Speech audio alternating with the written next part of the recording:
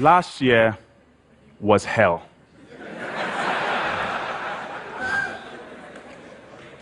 It was my first time eating Nigerian jollof.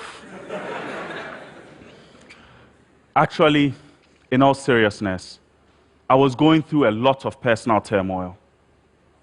Faced with enormous stress, I suffered an anxiety attack. On some days, I could do no work. On other days, I just wanted to lay in my bed and cry. My doctor asked if I'd like to speak with a mental health professional about my stress and anxiety. Mental health? I clammed up and violently shook my head in protest. I felt a profound sense of shame. I felt the weight of stigma. I have a loving, supportive family and incredibly loyal friends, yet I could not entertain the idea of speaking to anyone about my feeling of pain. I felt suffocated by the rigid architecture of our African masculinity. People have real problems, Sangu. Get over yourself. The first time I had mental health, I was a boarding school student, fresh off the boat from Ghana at the Petty School in New Jersey. I had just gone through the brutal experience of losing 7 loved ones in the same month. The school nurse, concerned about what I had gone through, God bless her soul, she inquired about my mental health. Is she mental? I thought. Does she not know I'm an African man? Like Okonkwo and Things Fall Apart, we African men neither process nor express our emotions. We deal with our problems. We deal with our problems.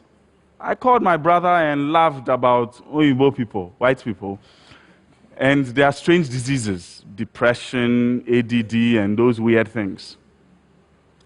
Growing up in West Africa, when people used the term mental, what came to mind was a madman with dirty, dreadlocked hair, bumbling around half naked on the streets.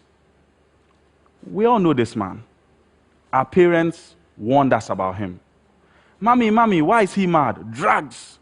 If you even look at drugs, you end up like him.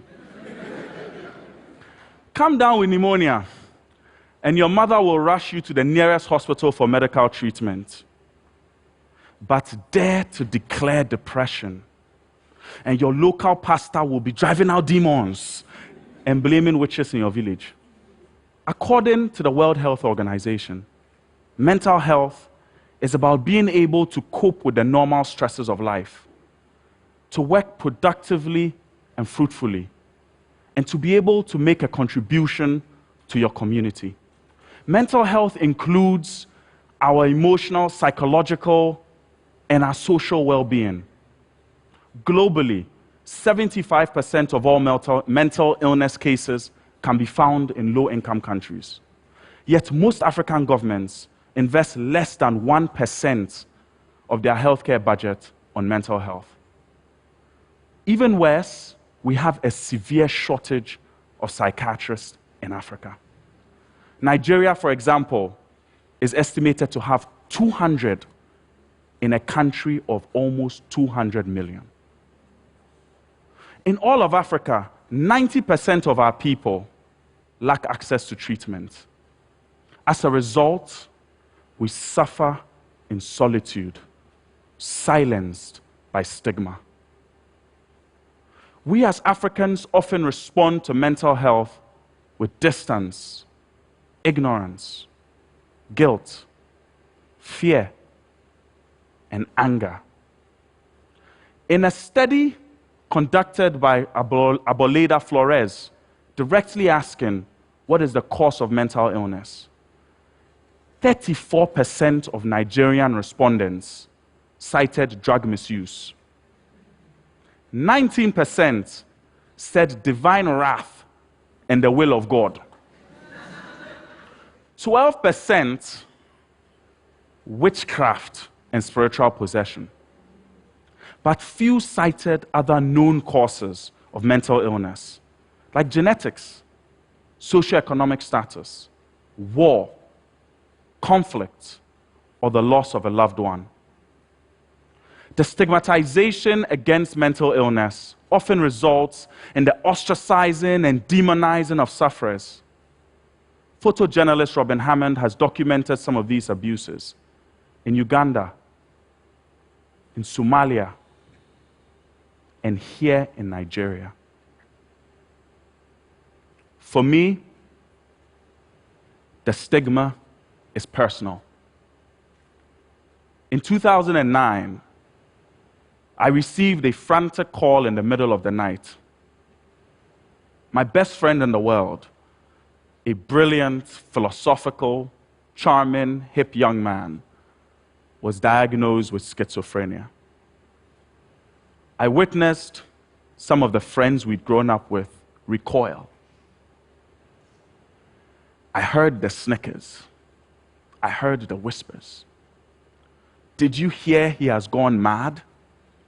He started talking derogatory, demeaning commentary about his condition, words we would never say about someone with cancer or someone with malaria.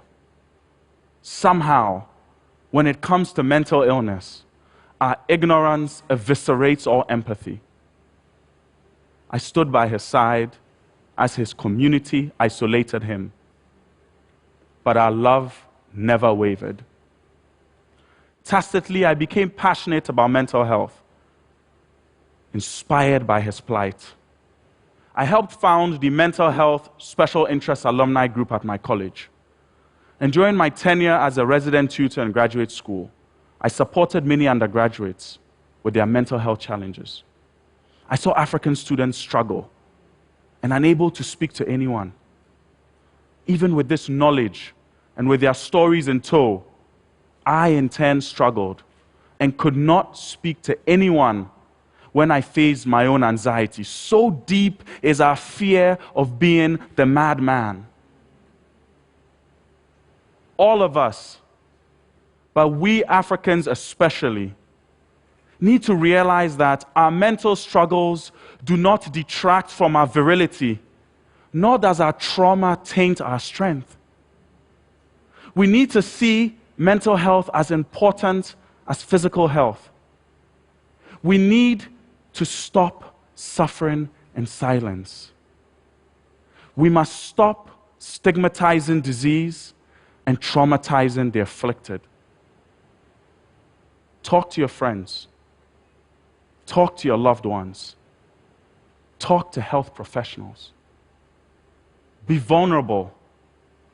Do so with the confidence that you are not alone. Speak up if you are struggling. Being honest about how we feel does not make us weak.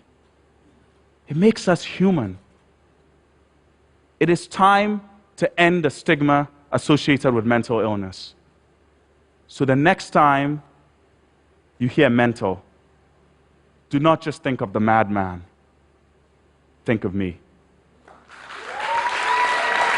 Thank you.